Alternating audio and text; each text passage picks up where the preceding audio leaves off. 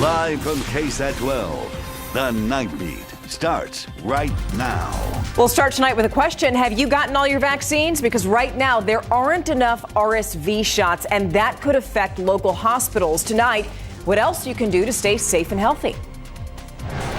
No showers around San Antonio right now. A few downpours farther west, especially Uvalde and headed toward Del Rio. This weekend, a strong cold front arrives Sunday afternoon. We're going to talk about the temperature drop in just a bit. But first tonight, we start with developing news out of Maine. The manhunt for the Lewiston mass shooting suspect is now over. According to authorities there, Robert Card died from an apparent self-inflicted gunshot wound to the head. His body reportedly found in the woods near the town of Lisbon, Maine, near the recycling center from which he was recently fired. Now, Lisbon is about 8 miles from Lewiston, which is 45 minutes north of Portland, Maine. That's where the shootings took place at a restaurant and a bowling alley. 18 people killed in that tragedy. The victims ranging in age from 14 to 76 years old. Again, Robert Card, the suspected gunman in the Lewiston mass shootings, found dead tonight. Stay with us as we continue to gather more information about this update. New on the Nightbeat, 60 years. That's how long this man will spend behind bars for stabbing and killing two of his family members in 2020.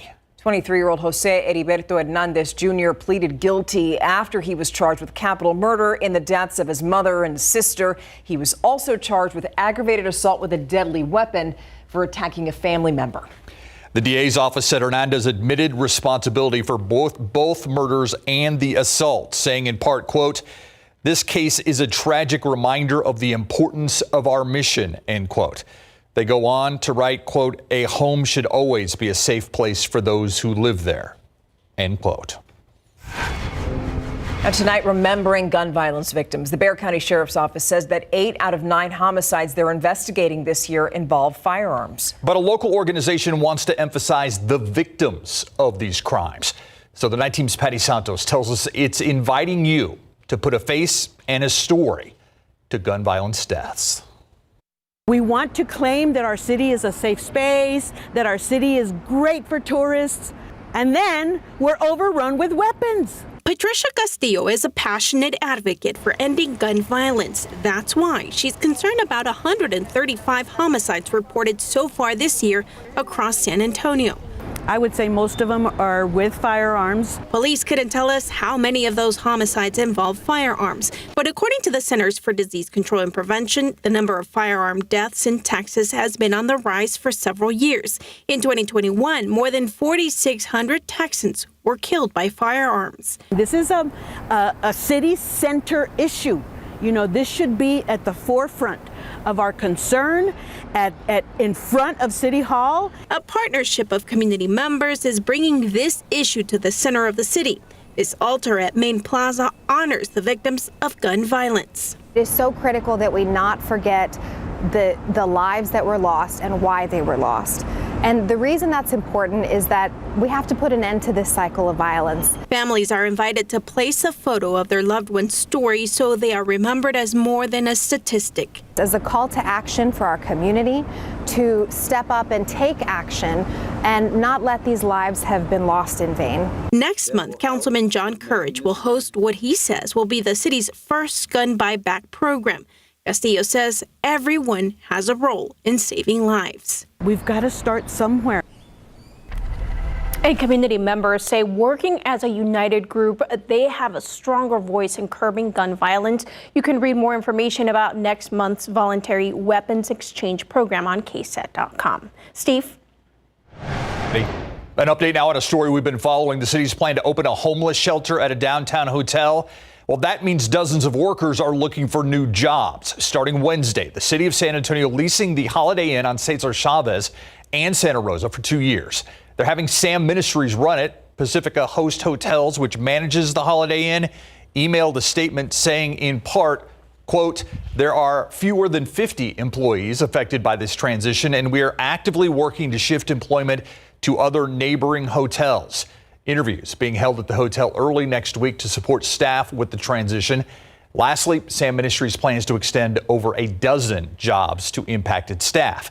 Meanwhile, Sam Ministries confirmed it had 24 job opportunities because of the site, and they've sent job descriptions over to the Holiday Inn team to distribute, but the spots aren't being specifically held for hotel employees. Now switching gears now, you see that picture there? Have you seen that person? The Bexar County Sheriff's Office believes that teenager killed a woman and then injured another. That's 17-year-old Isaac Gonzalez. Deputies say that he's wanted on charges of murder and aggravated assault with a deadly weapon. They also think that he's armed and dangerous. The shooting he's believed to be involved in happened on October 4th of last year on Bald Mountain Drive near Marbach Road. BCSO says Gonzalez and other suspects targeted the wrong house in a drive-by that killed 25-year-old Novita Brazil. If you know where Gonzalez is, you're asked to call them at BCSO. The number on your screen, 210-335-6000. Now tonight, turmoil continues for one of the largest school districts in our area. The Board of Trustees for the Northeast ISD just can't seem to pick someone to fill its District 2 seat. That seat used to belong to board member Terry Williams, but she passed away months ago. And this morning, trustees voted to pick her replacement. But again, they failed for the second time this week. Now, they do have candidates for that position. They can't agree on one. So now trustees are trying to see whether they can keep that seat open until next May's election. And for now, the board is scheduled to meet November 13th. It could save a life. San Antonio police have a new training tool, taking them into a virtual world.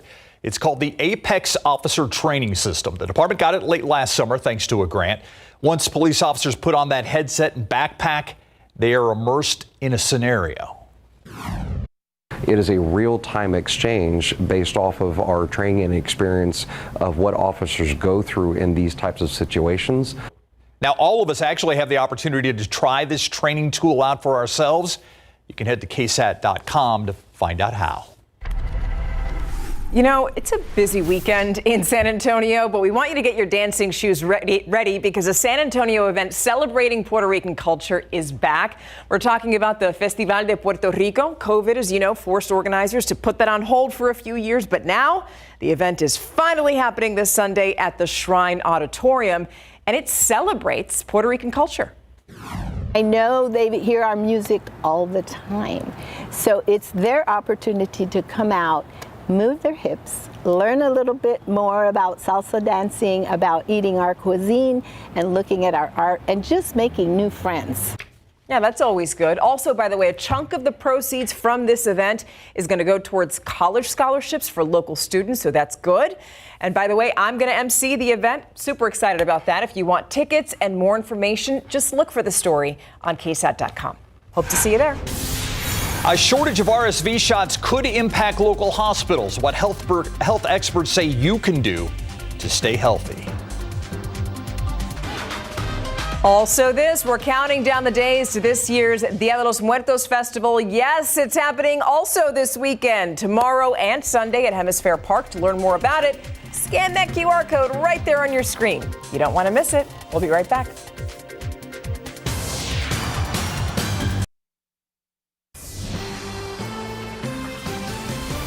Welcome back. Doctors say that a potentially dangerous virus is creeping up again in San Antonio. We're talking about a common respiratory virus known as RSV.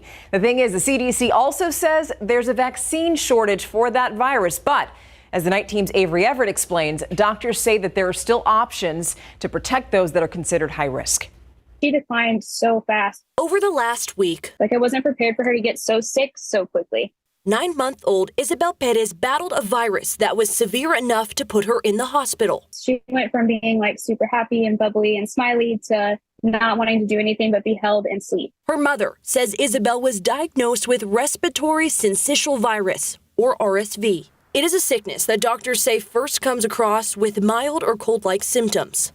But for those at risk, it could cause serious harm. And it's really fast. That concern among families is growing as San Antonio's RSV case count continues to tick up. But doctors here in San Antonio say even as the CDC issued a health alert warning about some potential shortages when it comes to RSV vaccines, there are still ways to stay safe in San Antonio. Hand washing is very important. Older adults and younger children under the age of 1 are the most at risk for complications. This past week, actually, we had an increase of about 63% on our hospital's virology report. But this year, doctors say they have more options to fight the virus compared to years past. 2 different vaccines, and there's also a long-acting monoclonal antibody. Doctors say the antibody is most likely to be in short supply. And the manufacturer hasn't had enough time to meet the demand. For families like that of baby Isabel, getting through this season has already been a struggle. She's starting to laugh again, which was really rough because for a couple days we didn't see that. Now out of the hospital and breathing again on her own, Isabel's family is holding on to hope. Avery Everett, KSAT 12 News. Oh, baby Isabel. So scary. Feels better, yeah. All right, live cam outside, 76 degrees. Still some of those clouds hanging around out there. What does that mean, Adam? Not much around town here. Okay. We could have a few sprinkles and very You have light. a hop in your step. You do. We got a cold front coming. I know. It's a real deal cold front. Busted. Uh-oh, we've got the lip bite. Oh, that means I'm excited. Steph's the only person in my life that's noticed that. I'm excited about something. Okay, take a look at our temperature trend here. 85 tomorrow, 80 on Sunday. That's at about 2 p.m., and then the cold front hits. The warmest we'll get on Monday is 46 degrees. Then we rebound to 55 on Tuesday for Halloween. So let's talk about the colder air. Obviously, it's not here yet. We had a high of 85. Del Rio made it to 90. It's 76 right now here in town. Kerrville 73, 80 in Pleasanton.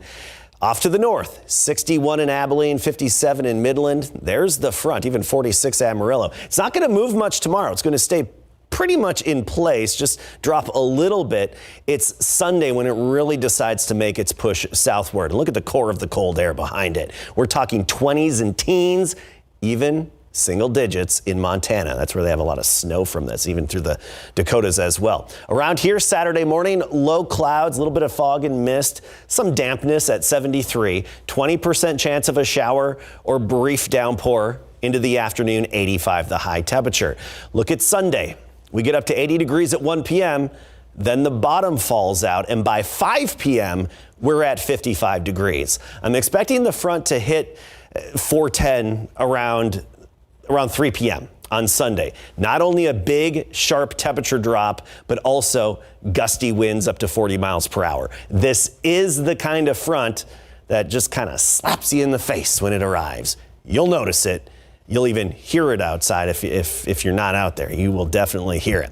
Here's our futurecast. Rain becoming more widespread as well Sunday night and then on through Monday as a result of that front. Some more beneficial rain, 1 to 2 inches in some of the luckiest locations.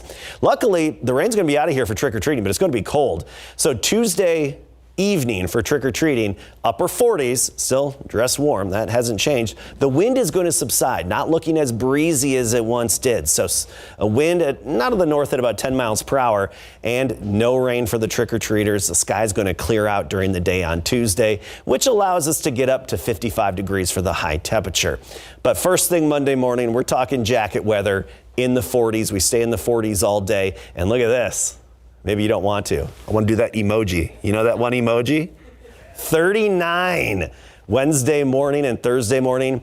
That'll be the coolest since February 18th. Wow. Hey. 256 days or something. Yeah. Well, we've been complaining about the heat for so long. Listen, we got this. We got this. Thank you. All right, busy night. High school football, World Series, Spurs playing. All kinds of good stuff going on, right? And one of the first things we're going to talk about that's really good is our game of the week, 29-6A showdown between Taft and John Jay. And in the NBA, the Spurs hosting the Rockets. This was an overtime thriller. And check out Keldon's slam right there coming up.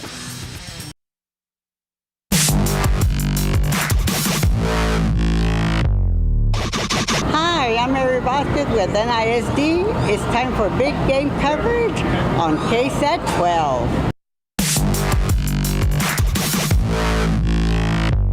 Thank you, ma'am, for that very nice introduction from Gustafson, where the Taft Raiders played the Jay Mustangs in our game of the week, Mary. Yes, and here is the Gus about an hour before kickoff. It was a beautiful night for some big game coverage. Taft and Jay facing off in a key District 29 6A contest. All right, let's get to those highlights. First quarter, Taft gets on the board first. Johnny Lott scores on a 1-yard QB keeper, and the Raiders lead 7-0. Jay answers right back. Quarterback Jackson Gutierrez avoids the pressure, then throws the ball down the field to Diego Quiroz. Sweet toss and catch, 64-yard touchdown. This game is tied at 7-all. Your score after one. Second frame, the Mustangs take the lead. The handoff goes to Jaden Pritchett. He cuts inside, spins, and breaks off a 20-yard touchdown run, and John Jay leads 14-7. Less than 2 minutes ago, Taft ties it up. Prometheus Elmore gets outside for a 7-yard touchdown. This game is tied at 14. Jay led 21-14 at halftime, and the John Jay Mustangs go on to take it by a final of 28-21.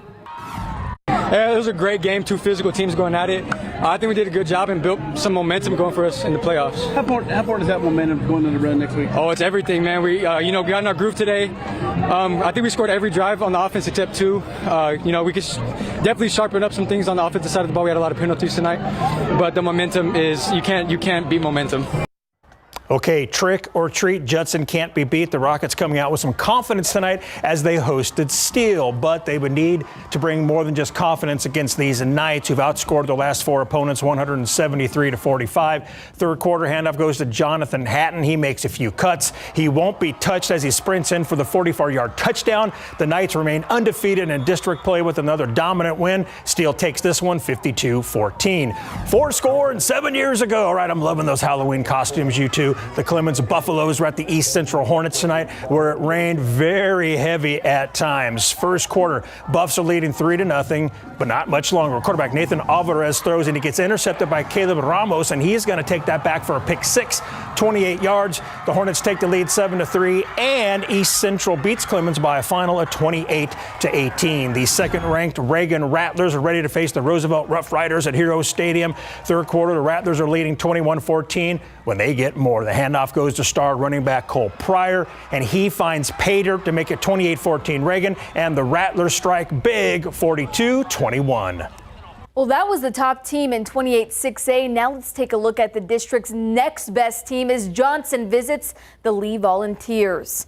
Early first quarter, Johnson QB Ty Hawkins lobs a pass to King Johnson in the corner of the end zone. Johnson gets both feet down for the first touchdown of the game. Later, the Hawkins-Johnson connection scores again, this time Johnson wide open, and the Jaguars dominate the ball game, defeating Lee 57-3. We could make a cast all about these costumes. Look at how good these ones are. Over at Alamo Stadium, 11th ranked Burbank at Edison. Here is Edison's Sergio Villarreal with time goes deep. Matthew Reyna, the junior, picks off the pass and returns it 38 yards into Bears territory. Burbank later cashes in. Johnny Alvarado across the goal line, untouched, big time play as Burbank wins it 40-14. A stone's throw away from the KSAT 12 studio, Central Catholic taking on a non-district opponent in Prosper Walnut Grove. Tough matchup for the Buttons. Braden Butler lets one fly downfield. John Hudson makes the catch and spins away from two Central defenders, and Hudson takes it all the way to the house for the TD. In the end, Walnut Grove comes away with a 49-7 victory over the Buttons. 3-6 Central Catholic closes out the season against St. Pius. Let's check in on the Brackenridge Eagles and McCollum Cowboys from Harlandale Memorial Stadium. Early first quarter, Cowboys ball. The handoff goes to Nate Moreno, and he shows off his power near the end of this run, just trucking a defender who gets in his way. First down, Cowboys. Moments later, QB Justin Rodriguez running the option, pitches to Moreno, who caps off the drive with a 3-yard touchdown. Cowboys lead 7-0, and McCollum takes it 56-13. Out at the ISD Sports Complex, the Highlands Owls were taking on the Sam Houston Hurricanes in District 14 5A2. Third quarter, Owls ball. Jacob Martinez throws, and number 23, LeBron Delane, picks it off, and he takes it back for a Sam Houston touchdown. The Canes lead 29-7. A little bit later, Canes ball after they They recovered a fumble. Handoff goes to Jaden Cervantes, and he races in virtually untouched. 49-yard touchdown for Sam Houston, and the Hurricanes roll 55-7. Over at Piper High School, the Warriors holding their first senior night in program history. After the hugs and special family moments, the Lions of Lockhart were ready to rumble. The Warriors had their offense rolling. Jake Strachan zips one in to Jake South for a touchdown. Then after a Lockhart punt, Strachan again with a pinpoint pass, this time to Mason Kruger, and he snags it for the touchdown as Piper would dominate this one 48-21. Nice. All right. Christian battling Hyde Park at Hotchkiss Memorial Field. The Lions were leading 21-10 in the second quarter, but Hyde Park said not so fast. First, a 35-yard field goal from Adam Zielinski, and he nails it, cutting into the lead. Then, just before halftime, Caleb Peterson finds Hudson Hart, who takes a hit as he crosses the goal line, but it wouldn't matter. Christian hangs on to win it 27-19. Crusader Stadium, the host site for Antonian and Concordia Lutheran. Second quarter, Apaches up by a touchdown. Preston Jones takes the handoff, explodes up the middle, and walks it in for his second rushing touchdown of the game. Apaches come away with the win 14-0. Coming up after the break, the BGC road trip stops at Kerrville-Tivy and Bernie ISD Stadium. Plus, we got the Spurs and Rockets in action. But before we go to the break, let's listen to the Churchill Drumline. Welcome back, everybody. Time for the BGC road trip. It stops in Kerrville and Bernie. I'm talking about Veterans Memorial, Kerrville-Tivy, and Somerset at the Burning Greyhounds. That is right, and there are playoff implications in both matchups as teams are chasing the best playoff seeding available.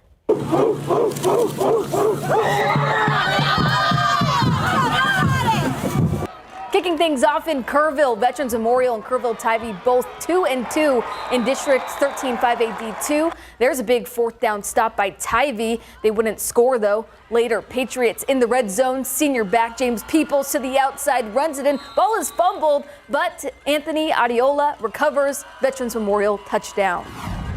The top team in District 14-4AD1, Bernie, taking on visiting Somerset. Greyhounds Jackson Basie throws an absolute dart to McCoy Bruce.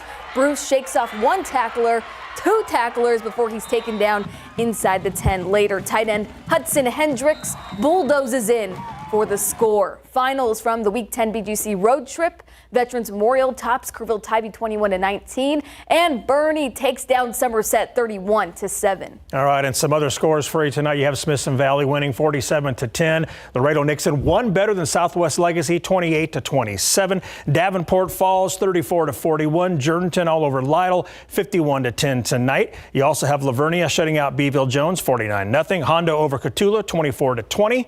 You have Blanco winning 68-41, and Poth beats Comfort 43-7. For all of your scores tonight, please head on over to BigGameCoverage.com or the BGC app. Houston is in town for the Spurs' second game of the regular season. Keldon Johnson lob. Jeremy Sohan goes up, but better suited for Victor Wembanyama, the rookie, taps it in. Houston up 4. KJ kicks it out to Devin Vassell on the wing. Vassell knocks down the 3, fouled along the way. He completes the 4-point play. Later, it's Wemby making moves down low through contact for the and one. This one went to overtime, tied at 111. That's where the Spurs finished out on top, 122-126. Johnson, Vassell, and Wemby each dropped 20 plus in the win. Wemby a double-double, 21 points and 12 rebounds. Checking out the World Series Game 1. The Rangers just tied this game at 5-all in the bottom of the 9th inning. Game 2 is tomorrow at 7:03. Go Rangers! Wow. And way to go Spurs. Well, it was 5-3, right? I mean, the was Rangers 5-3. just came through. They sure did. Scored 2 in the bottom of the 9th. Yep. All right. Thanks, Larry. We'll be right back. All right, it's been pretty humid out there, and it's going to be humid into the weekend. Dew points well into the 60s, but that all changes around 3 p.m. on Sunday when the cold front hits and our dew points take a dive, sweep away all of this humidity. Get ready for big changes Sunday afternoon and evening. And with those changes, High winds, sharp temperature drop, sweep away the humidity, rain chances spike. Widespread Sunday night on through most of Monday as well, but looks like we'll clear out on Halloween. Trick-or-treating, albeit cool, with temperatures in the upper 40s during trick-or-treating. At least it'll dry out. Look at that, 39 Wednesday morning. All right. We made it through the week. Have an awesome weekend. See you tomorrow. Good night.